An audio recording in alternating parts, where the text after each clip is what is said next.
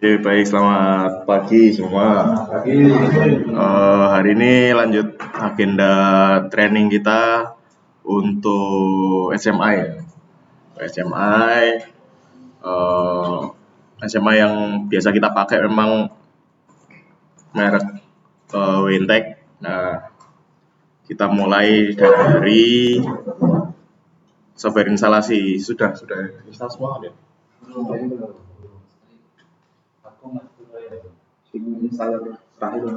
Installernya tetap sing lama ya. Wadik enek persis wadik.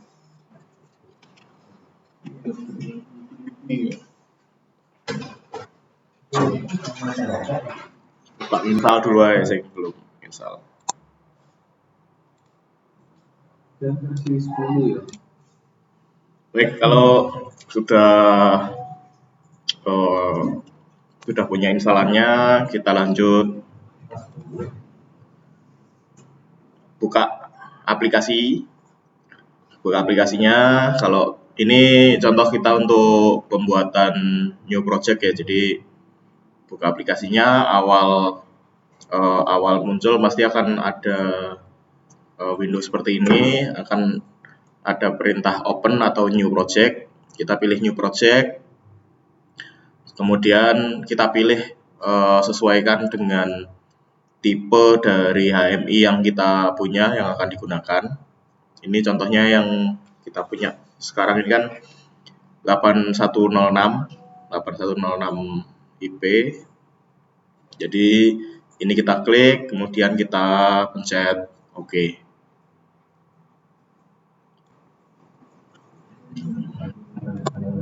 Ya. Oke, selanjutnya untuk sistem parameter. Setelah kita add HMI hardware itu kan dia masih kosong ya, kita buatkan sistem parameter setting. Sistem parameter setting ini salah satunya kita untuk HMI ini akan connect kemana? Yang kita sering gunakan itu dua settingan ini untuk Siemens device. Jadi HMI connect ke PLC Siemens atau Modbus device. Modbus device ini biasanya untuk CA, untuk yang airflow apa lagi? Dua itu ya. Airflow sama CA aja atau yang pakai Modbus direct. Ini kan direct dari HMI direct ke sensor tanpa adanya PLC.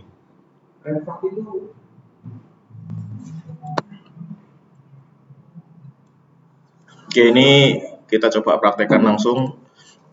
New, ini kita pilih, terus OK.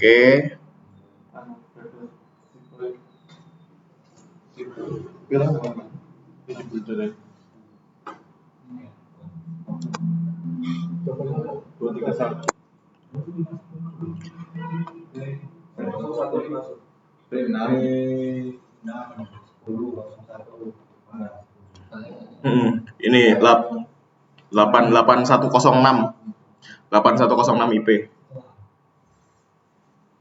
Nah, terus kita masuk ke sini ya. Jadi kita akan memasangkan si HMI ini dengan PLC Siemens. Jadi kita new device atau server. Nah, di device setting sini itu kan ini masih Modbus RTU. Biasanya defaultnya Modbus RTU ya, Modbus RTU. Nah, ini di device tab ini kita klik, kita ganti dengan Siemens. Kita cari Siemens.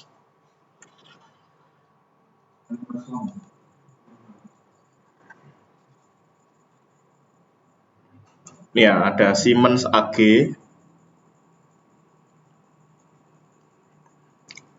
Ada Siemens AG. Bawahnya SICK.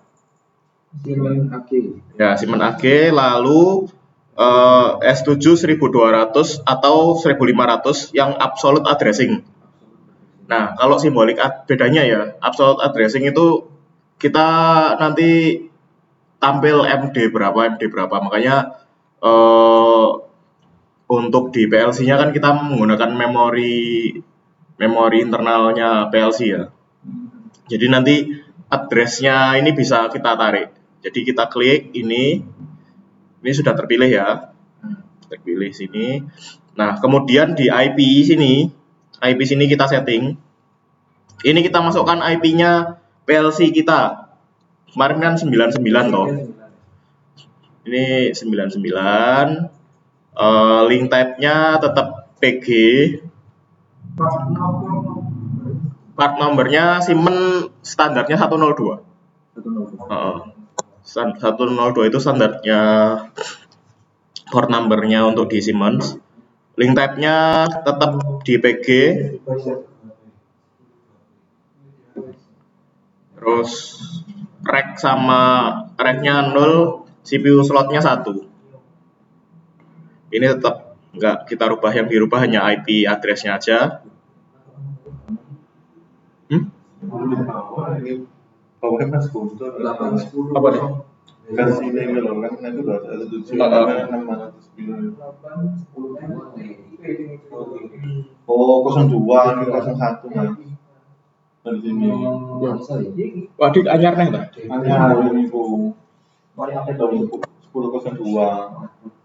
Punya aku masih 1001. Ini 1001 juga. Oh di sistem parameter ya kamu itu. Ya udah nggak apa-apa. Nggak apa-apa wis. di device yang berapa? Auto gitu. Nah ini udah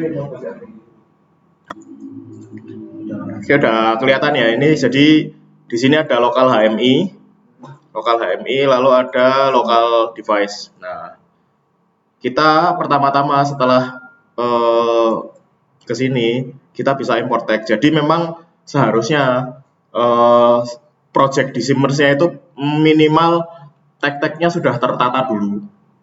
Sudah tertata, sudah ada tag number-nya. Nanti kita bisa langsung import. Jadi kita langsung import text dari Siemens. Kita pilih import text, lalu import file AP ini. Oke. Terus kita browse, kita cari dari project kemarin, project yang training kemarin, kan itu sudah ada project filenya ini kan, AP20 ini. Jadi AP20 bukan yang arsipnya, yang project filenya, yang disimpan kemarin, yang backup dari PLC.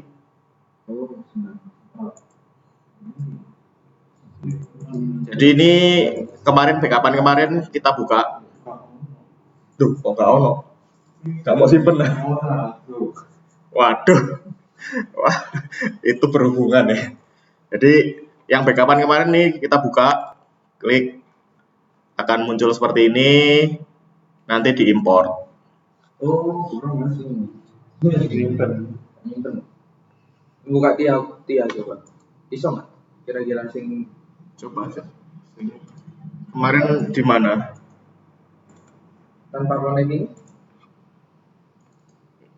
Kemarin di save nggak tapi? Bisa. Nah itu save aneh. Coba. Itu masih satu. AP1 kan, oke. Browse, coba ya tadi ya browse ya. Ini kayak gini, import. Yes. Nah ini yang kita import, yang teksnya aja ini.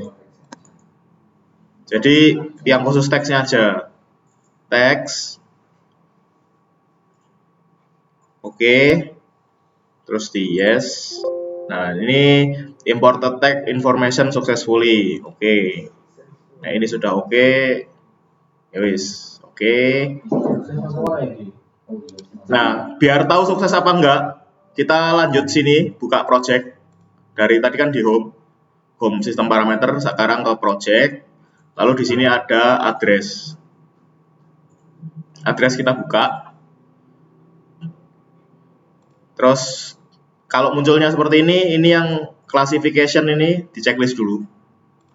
Jadi nanti terpisah antara lokal HMI, tag-nya lokal HMI dengan tag-nya yang dari Siemens. Jadi nanti kita buka. Nah, ini semua tag yang ada di PLC kita yang kita bikin kemarin, yang kita backup kemarin. Ini semua tag dari sana.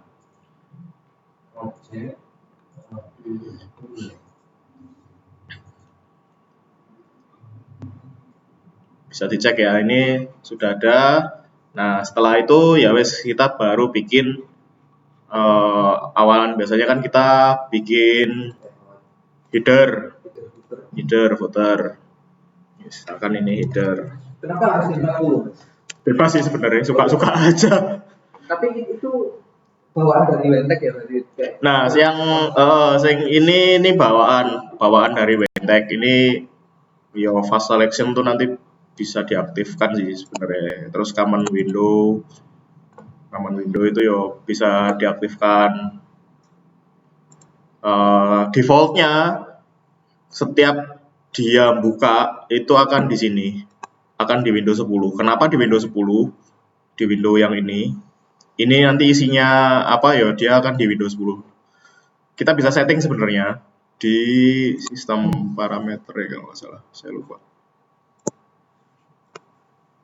Nah, di sistem parameter itu general ada startup window number. Startup window numbernya ini kita mulai dari window nomor 10 ini. Makanya setiap kali kita nyalakan HMI, dia akan langsung buka window nomor 10. Kalau misalkan ini kita nggak pakai terus kita rubah ke window nomor lain ya, ini bisa kita rubah sebenarnya ke window yang lain. Jadi defaultnya di 10, makanya biasanya 10 ini kita ganti namanya jadi overview. Pertama dia nyala berarti ya situ lah. Betul, jadi pertama HMI nyala, dia akan langsung overview. Nah, ini header. Contoh ya, kita buka header, kita bikinkan, kita tambah gambar, picture library, kita tambahkan gambar aja misalkan. Ini kita yang kosong ya, ini kan kosong-kosong kan, ini kosong, kita bikin new, terus kita masukkan logo ya, contohnya misalkan BTLD ini ya. Iya, makanya logo-logo ini harus dikumpulkan memang. Nah, ini contohnya gini, oke. Nah, ini kan masih besar, nanti tinggal dikecilkan aja.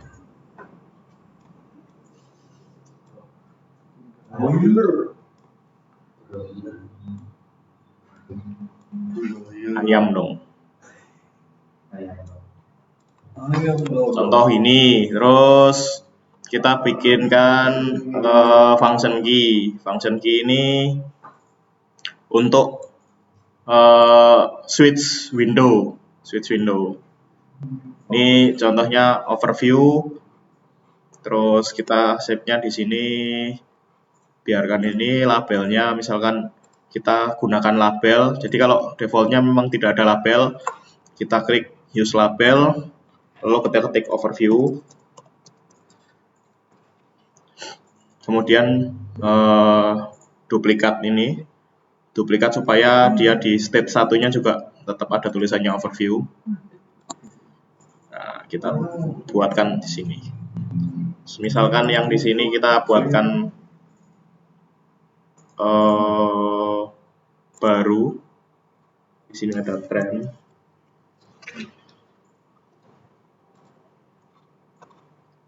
Oke, ini kita copy aja. Ini kita ganti dengan trend. Lalu labelnya juga kita ganti dengan trend. Nah, ini kalau nggak di copy, nggak di duplicate, satunya masih belum ganti, jadi kita tulis duplicate. Nah, supaya state satunya juga tulisannya jadi trend juga. Oke.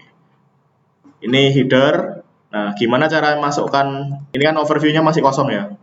Gimana supaya header ini bisa masuk ke overview? Kita klik kanan, kita masuk ke setting. Di sini ada fungsi underlay window. Ini bisa kita masukkan bottom boleh, middle boleh, top boleh. Misalkan di bottom kita masuk header kita oke. Nah, jadi header itu akan masuk ke sini secara default, tapi kita nggak bisa merubah dari sini. Kalau kita mau merubah headernya ya berarti yang dirubah dari page header ini. Misalkan di sini ada, kita buatkan satu lagi trend control.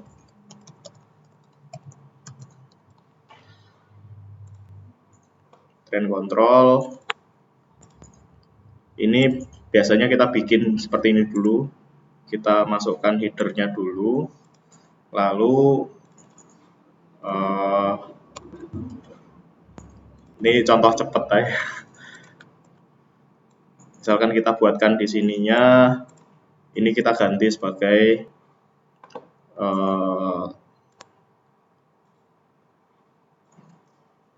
sensor 1.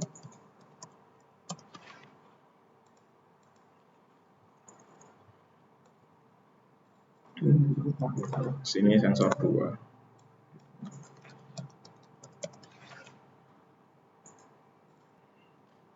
Nah, ini berarti misalkan kita rubah jadi trend sensor 1. Ini bottomnya tetap kita kasih header, lalu middle-nya kita pakai yang trend control. Nah, jadi yang di trend control sini kita setting headernya ini kita hilangkan.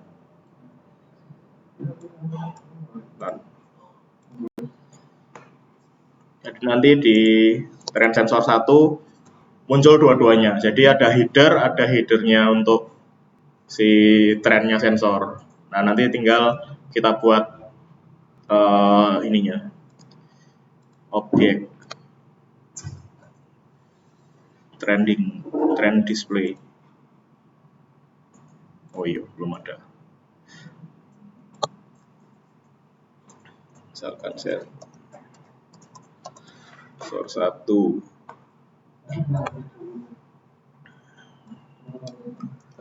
Sensor 1. Terus ininya nanti kita buatkan dulu. Jadi sementara ini di oke dulu nggak apa-apa. Format.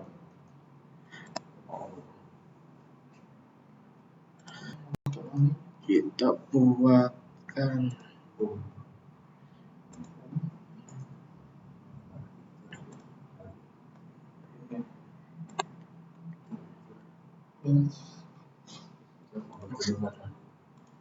oke, contoh seperti ini ya.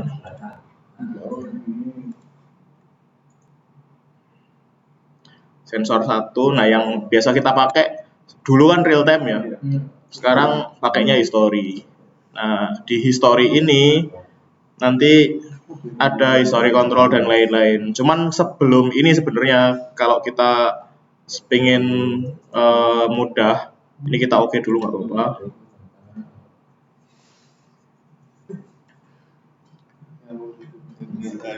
Sementara kita oke dulu nggak apa-apa.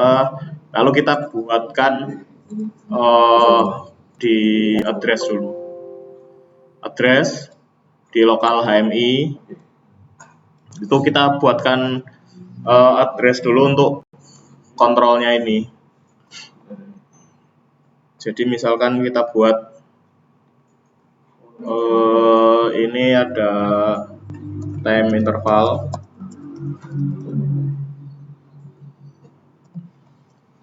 Memang kalau bikin agak lama. Jadi ini lokal HMI Word. Nanti ininya dibikin tipe datanya, terus addressnya. Nah, nanti bisa kelihatan di sini lah.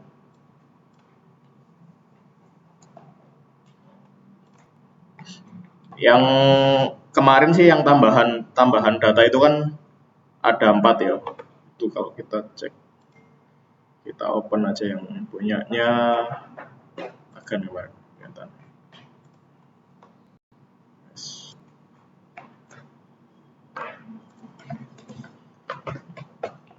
Gitu. Contoh supaya mudah nih, langsung. Oh iya.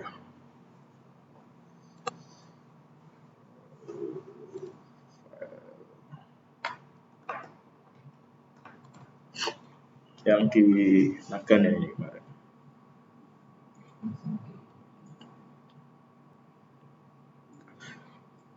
Nah, contohnya ini trending kita buat. Jadi harus membuatkan memori internal di HMI-nya supaya value-value-nya bisa diambil ya. LW0, ini LW2, terus ada statusnya sensor. Kemudian ada juga interval sensor, terus ini time interval. Jadi date interval sama time interval kita jelaskan di sini ya, yang kemarin baru. Date interval itu isinya data file, kan dia kan file history. File history itu kalau dia ini isinya 0 berarti file history yang sama dengan hari ini.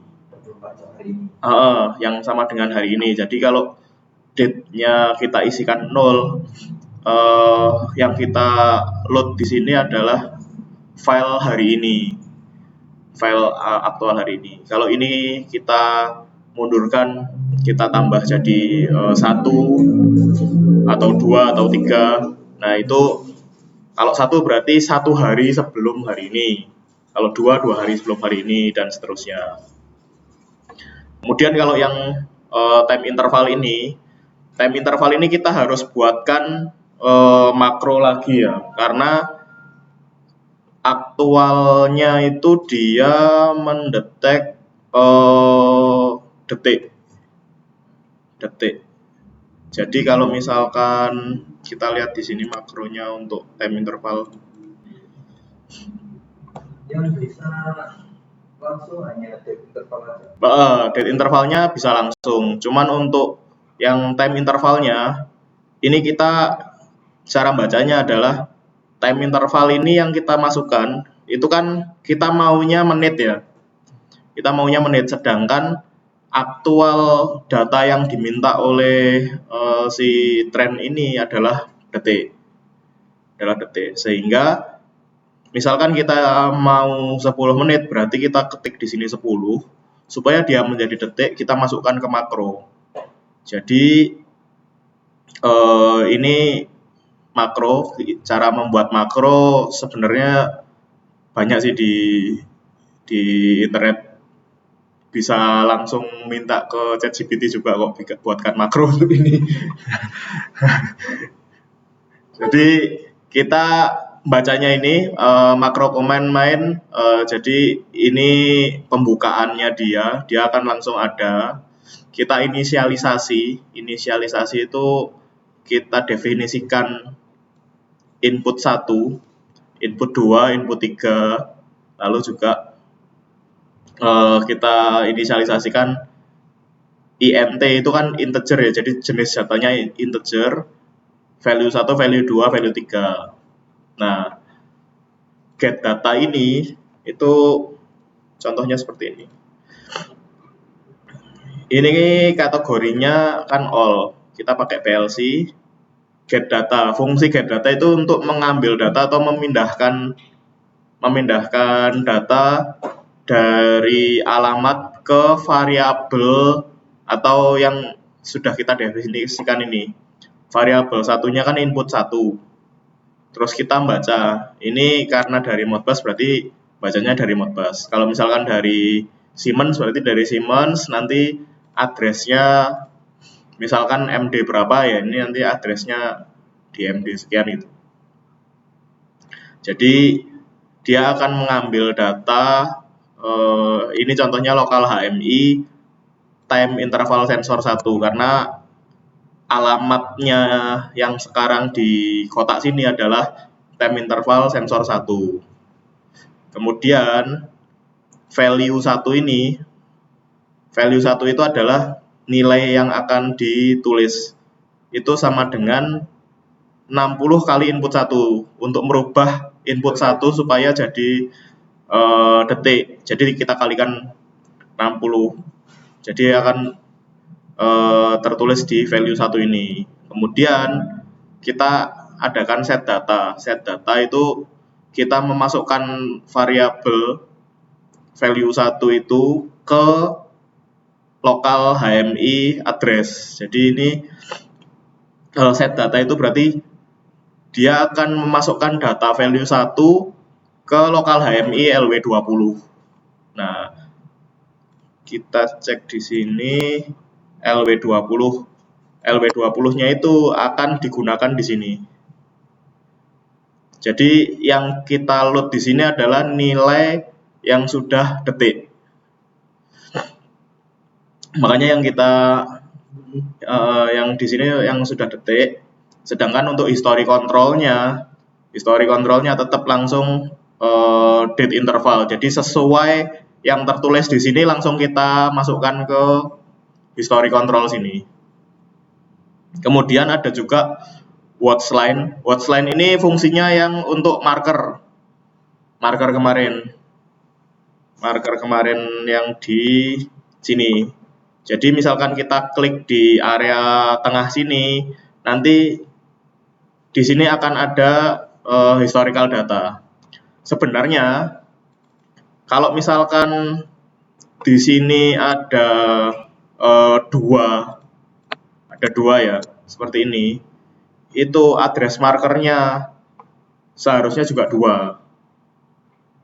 Jadi di address ini kita harus tetap membuat 2 address LW30 dan LW32. Kenapa? Karena watchline ini dia akan mengikuti si jumlah dari channel ini, Pak. Kalau channelnya ada 4, berarti kita harus membuat 4 address juga. 4 address yang berurutan. Kenapa harus berurutan? Karena dia sistemnya adalah ini address aktual itu hanya header. Cuman memori yang akan ditulis langsung 4. Kemarin kejadiannya yang di Nagan itu addressnya ada yang ketumpuk karena nggak dibuat berurutan, jadi harus mengurutkan lagi. Setelah diurutkan baru bisa. Jadi nanti harus ngeliat ini. Kalau misalkan nanti butuh ada nambah status apalagi gitu ya di sininya, berarti kalau ada fungsi marker ini harus disesuaikan juga. Harus disesuaikan urutan memorinya. Itu sih nanti misalkan pas troubleshooting loh, takutnya langsung dimasukkan address sembarang, jadinya berantakan gitu loh. Jadi itu sih perlu diperhatikan. Jadi watchline ini yang ditulis memang hanya 1 address, tapi address bawahnya akan mengikuti sesuai dengan jumlah status di channel ini. Ini kita tambahkan misalkan satu channel lagi, satu channel untuk COE contohnya lah misalkan. Ini kan addressnya sini kalau kita lihat addressnya kan 1, 2, ini udah marker 2 tuh. Nah COE-nya nanti masuk ke sini. Padahal ini sudah dipakai untuk sensor 2. Makanya harus diurutkan lagi addressnya kalau misalkan memang harus nambah status itu. Terus Untuk alarm ya, alarm itu sebenarnya kita kalau alarm sebenarnya nggak terlalu ini sih. Ini biasanya sudah terset dari awal di kantor juga. Paling kalau misalkan mau nambah nanti bisa dicoba. Nah ini contohnya kalau kita buat alarm itu pertama pasti akan ada priority level. Kalau low itu berarti tidak kritikal terhadap sistem, jadi ya kita kasih low nggak masalah. Terus ini kita save ke history supaya status dari alarm ini bisa tersimpan di memori. Terus ini yang kita baca adalah misalkan sensor 1 statusnya.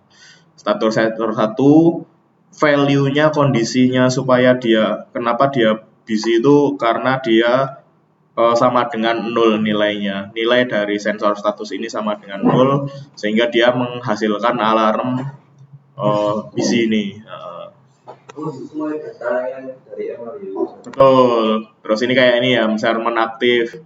Measurement aktif sama. Dia hanya status saja kan sebenarnya. Status sensor. Status sensornya sama dengan 2. Baru dia akan menampilkan status measurement aktif.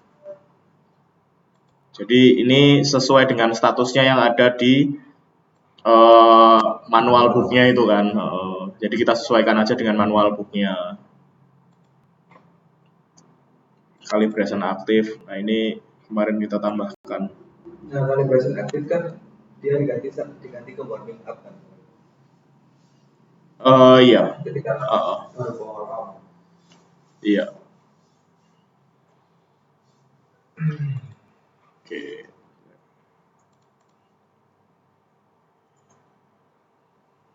Ini sensor on. Jadi untuk alarm atau event lock ya sama lah seperti ini. Oke, mungkin kalau overview-nya seperti itu mungkin ada yang ditanyakan langsung. Tapi kan history ini berarti kalau mau nambah history status langsung nambah kan Mas? Nah, kalau history ini kita dari awal yang buat history tadi, coba kita buat satu history.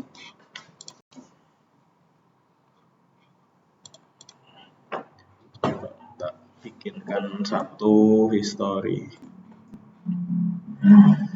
Oke, tadi untuk kita bikin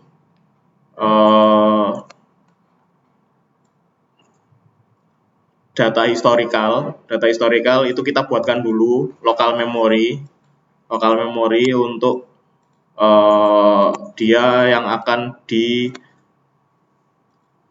dimasukkan ke trending. Lalu kita masuk ke objek, kita masuk ke data transfer. Data transfer ini yang akan digunakan untuk memasukkan atau memindahkan data dari memori PLC ke internal memorinya HMI. Kita buat new transfer berdasarkan time. Ini kita masukkan sensor 1 file. Ini kita buat word, 2 word. Intervalnya kita buat per detik. Source-nya ini kita bisa klik dari setting, user define. Lalu kita cari AI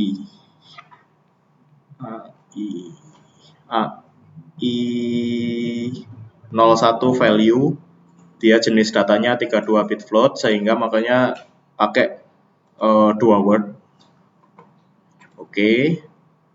Lalu yang destination ini kita bisa isikan yang kita sudah buat tadi.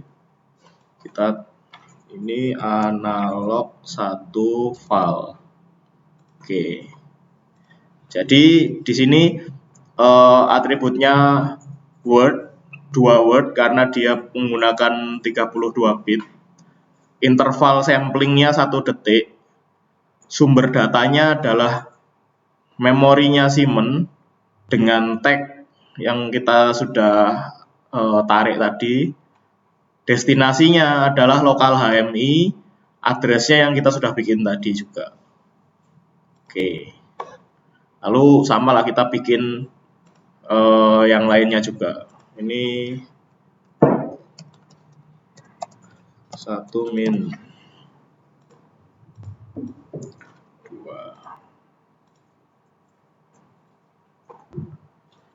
Kita cari dari sini user define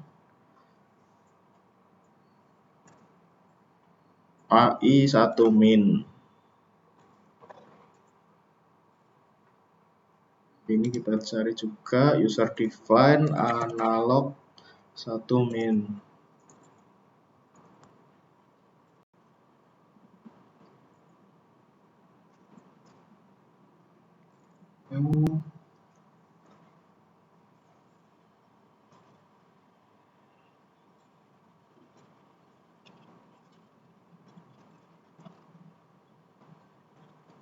Analog 1 max.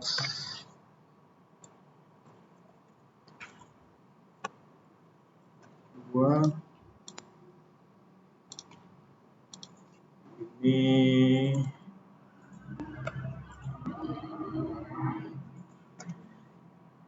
I01 max, yang sini juga 1 max. Oke, contohnya seperti ini. Nanti untuk yang selanjutnya sama lah prosesnya. Kemudian setelah kita sudah melakukan data transfer ini, kita ke data history, data sampling. Data sampling ini adalah data yang akan disimpan ke USB. Ini contohnya sensor 1. Sensor 1. Time base sampling intervalnya 1 detik. Yang kita baca adalah yang pertama ini, jadi harus di lokal HMI. Define analog 1 value.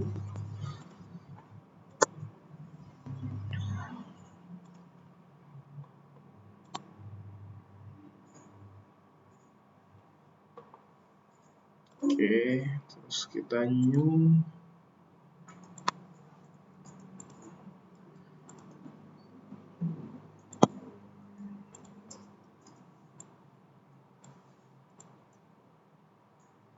Oke. 1 max.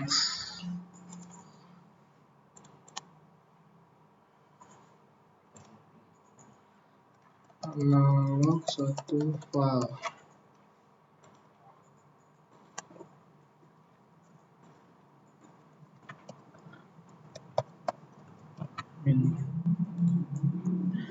Nah, jadi struktur datanya tadi kan di satu sensor kita akan ada 3 grafik ya, 3 grafik. Makanya ini 3 grafik ini kita masukkan ke sini. Jumlahnya ini 6 word. Settingnya seperti ini. Ini oke. Baru kita buat trend display. Trend display, data samplingnya sensor 1, tipenya history. Nah, nanti watch line, dynamic distance, sama ini kita aktifkan semua. Bisa kita buatkan seperti yang tadi. Oke.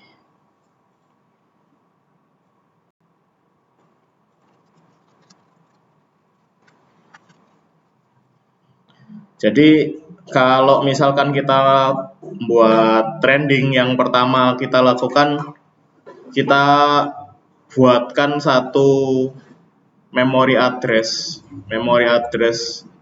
eh, di sini di lokal HMI yang akan kita gunakan untuk si historicalnya itu.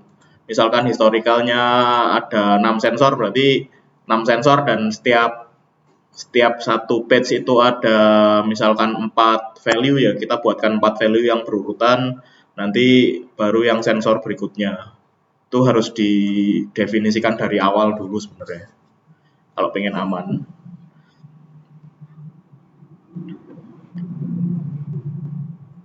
Gitu. Pedik, ada yang ditanyakan lagi, Wadik?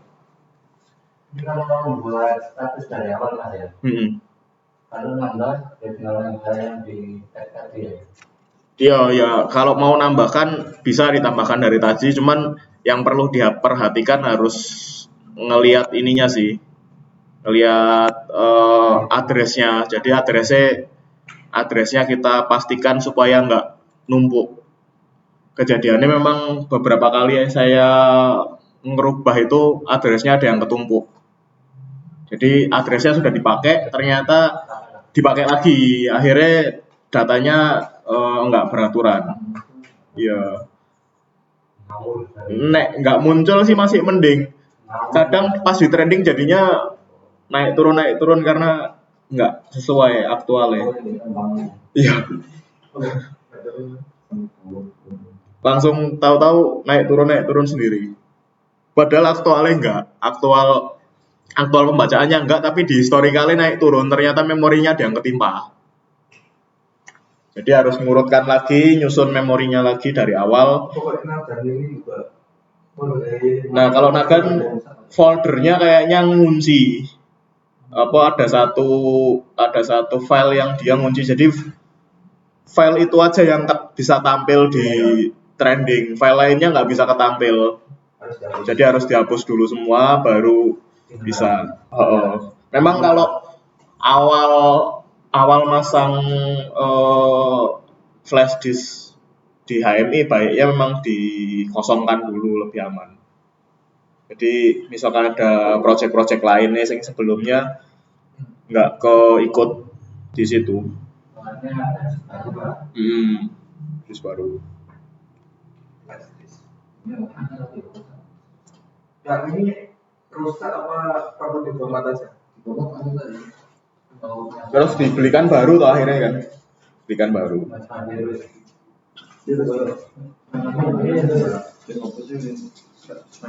Oke. Nanti project buat ininya project buat evaluasinya tak gabung ya. Jadi PLC terus nanti disambung ke HMI juga. Jadi nanti value-nya yang dari PLC bisa ditampilkan ke HMI langsung. Gitu aja. Secara ini sih nggak terlalu banyak sih kalau HMI. HMI settingannya di situ aja. Terus misalkan kita mau download ya kita download yang ini, kita save dulu aja. Nah, nanti dia compile, kalau misalkan ada yang error dari compile-nya ya dicek dulu. Nah, ini kan berarti compile-nya berhasil, tinggal kita ke HMI mana yang mau diinstal. Biasanya kita langsung ke IP-nya HMI berapa, kita klik download.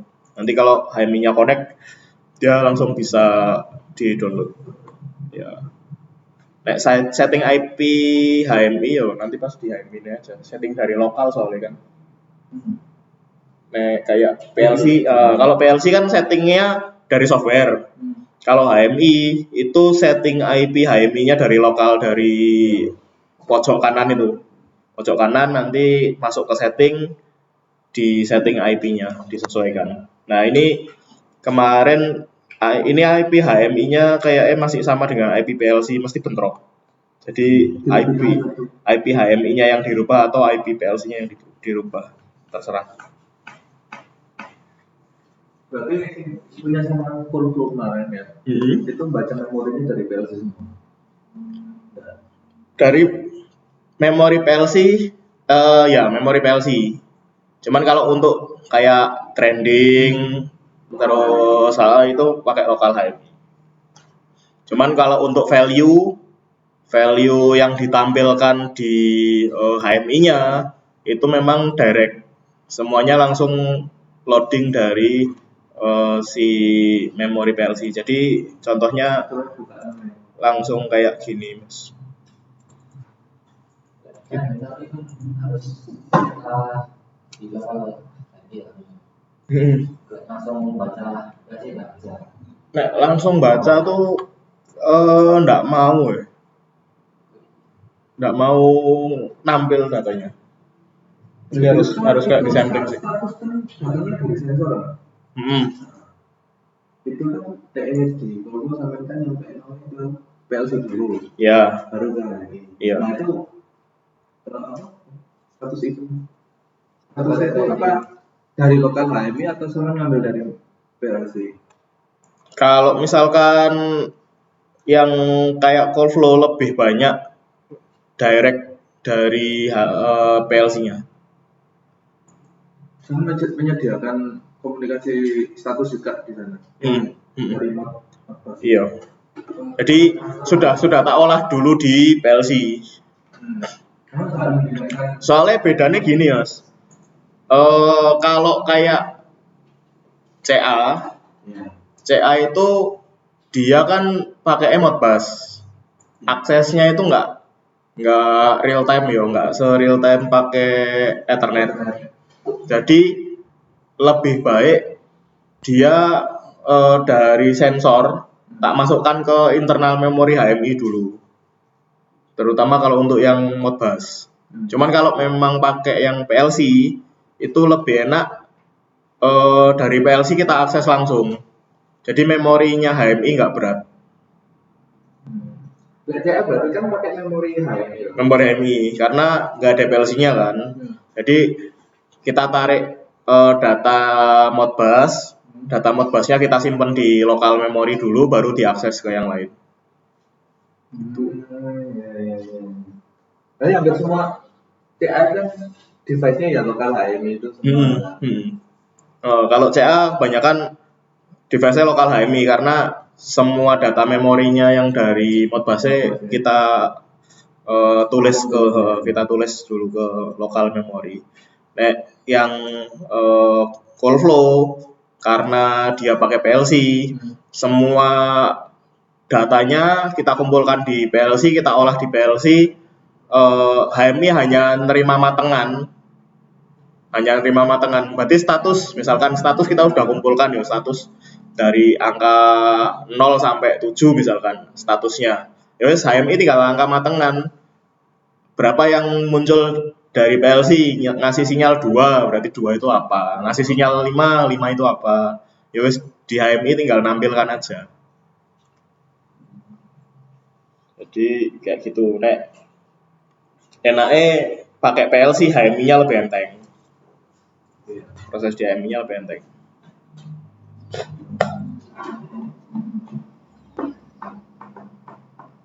Mana namanya sih? Kendalanya ya itu tuh. Paling sering tak lihat itu ya itu memorinya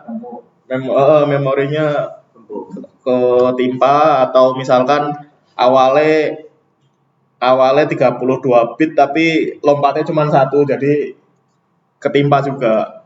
Harusnya di mapping jadi 2 word, ternyata addressnya cuma 1 word. Enggak, waktu kita mendefinisikan address ini kan kita harus ngelihat ya. Kita harus ngelihat. Ini kan kenapa tadi tak bilang dari 100 kenapa langsung 102? Karena di sini tipe datanya 32 bit float. Data ini juga di memori aja. Ada. Berarti kan dia 2 word kan? 2 word. Yang di Amerika ada yang 1 word. Kalau 1 word itu nanti tinggal pakai yang 16 bit sign atau unsigned. sangat itu apa ya? 32 bit pun. Si MRU itu pakai 16 unsigned. Kalau di unsigned itu kalau di PLC nggak ada integer datanya. Nah, setelah data integer itu kita nggak bisa langsung pakai untuk HMI, makanya di scaling di makro. Di scaling dulu di makro, kita rubah jadi 32 bit float. Jadi awal data yang datang dari MRU itu unsigned integer. Jadi pakainya yang ini, yang 16 unsigned. Nah, kalau 16 unsigned berarti memori byte-nya cuman 1. Jadi misalkan ini 16 unsigned terus LW-nya 101 bisa dipakai. Cuman kalau misalkan pakai 32 berarti lompat 2. Disikat semua ya.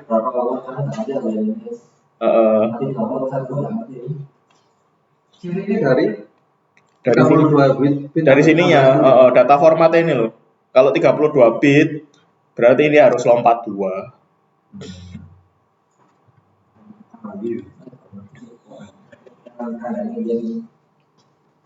Soalnya kalau ini misalkan sudah 32 bit ya. Ini data tipe 32 bit tapi di sininya 101, 102, 103, 104, 105 itu numpuk KB itu datanya.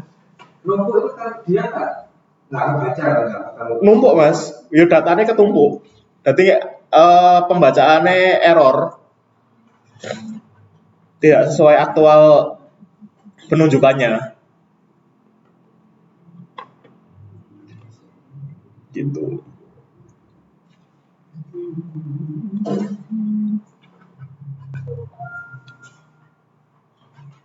Nanti bisa dipraktekkan ya. Sudah diselesaikan Pak Bas. Pak Bas lagi. Mana ya? Ya.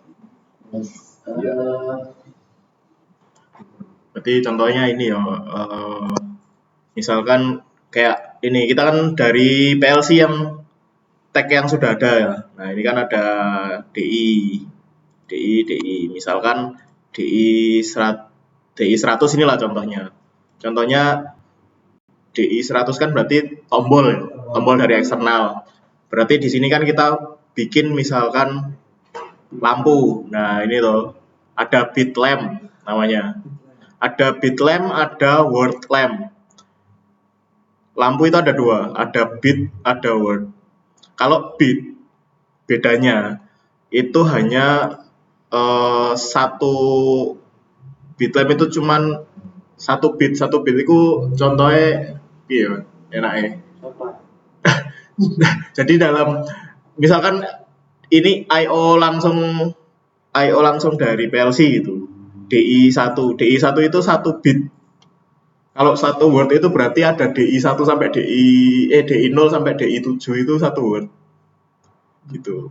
Ini kita contoh satu lampu ya. Nanti bisa dicoba lah. Kita bikinkan 1 lampu gini. Jadi nanti di PLC di connect terus kita pencet DI1 itu di PLC-nya lampunya nyala, di sini lampunya juga nyala.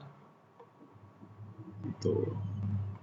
Terus contohnya itu lampu itu ada 2, ada bit, ada word. Kalau word bedanya word lamp itu lampunya itu based on value dari addressnya, alamatnya. Misalkan contohnya kalau ini yang tadi saya bilang dari PLC ada nilai 0, 1, 2, 3, 4, 5, 6, 7. Nah itu ya ini state-nya berapa. Misalkan ada 7 berarti 0 ini 1 sampai 7, kalau 8 0 sampai 7 gitu loh. Nanti warnanya beda-beda. Nah ini warnanya 0 apa, warna 1 apa, ini yang harus ditentukan. Kita tentukan sendiri. Nanti next lah di step buatkan ini ya tutorial ya. Contohnya. Kelihatannya sama-sama lampu, tapi ini fungsinya cuman bit. Bit itu cuman angkanya 0 sama 1. Kalau Word itu angkanya banyak. Misalkan ada status 0 apa, status 1 apa, status 2 sampai status berapa bisa dimasukkan ke dalam satu lampu. Bisa pindah nanti ketika status ini pindah warna. Bisa warna, bisa juga tulisan. Kalau yang kayak di CA kan ada tulisan, ada busy, ada measurement aktif. Itu sebenarnya sama-sama word lamp itu. Sama-sama word lamp. Nah, cuman fungsinya bukan warnanya, tulisannya yang kita ganti. Jadi dia satu kotak tapi statusnya banyak. Nah, untuk awal paling ini kan bitlamp untuk DI. Lalu kalau untuk kita mengaktifkan DO, di sini kan ada DO ya. Di Siemens ini ada DO, DO1, DO2. Misalkan DO-nya itu kita tidak ada proses, kita langsung akan menggunakan tombol. Ini ada tombol set bit. Kalau set bit itu jadi hanya 1 bit. Atributnya ini kita rubah dulu ke DO. DO1. DO1, oke. Nah, atribut itu banyak. Kalau set on, pas kita pencet dia on terus. Si alamatnya itu. Set off, berarti saat kita pencet dia jadi off. Yang off itu adalah si ininya, addressnya ini. Addressnya ini kita set on, kita set off, atau toggle. Toggle itu pencetan pertama. Misalkan dari off statusnya awal, kita pencet pertama itu jadi on, kita pencet lagi jadi off. Kalau momentary itu push button. Kalau kita pencet on, kalau kita lepas off lagi. Periodic toggle itu kayak ada intervalnya. Jadi kalau kita pencet dia on off, on off, on off. Tapi ini harus kita pencet dulu. Nah, ini set on when Windows open ini nanti bisa dipelajari lah. Cuman yang biasa kita pakai set on, set off, toggle sama momentary. Ini aja yang sering kita pakai. Kalau momentary hapus button. Jadi kalau kita pencet dia on, kita lepas dia off. Nanti bisa dicoba. Itu sih yang tombol.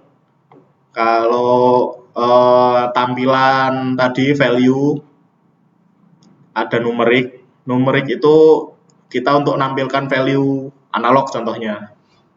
Dan ini dari Siemens ya, ini langsung kita ini ke analog value, contohnya analog value. Oke.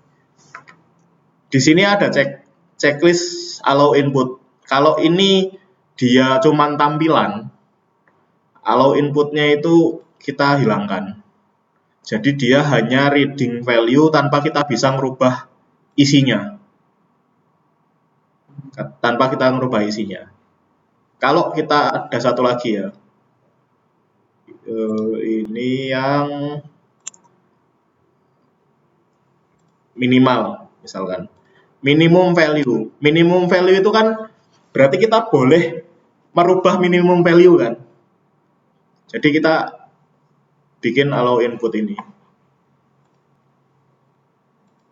Jadi kalau nanti di download ke HMI, yang ini tidak akan bisa kita klik. Tapi kalau yang ini kita klik bisa, nanti muncul numerik value, numeriknya kita pencet, misalkan dari 0 kita mau ganti minimalnya jadi 10 gitu. Kita ketik 10, kita enter, nanti minimum value-nya akan berubah. Yang di sini berubah dan di PLC-nya juga akan berubah. Gitu.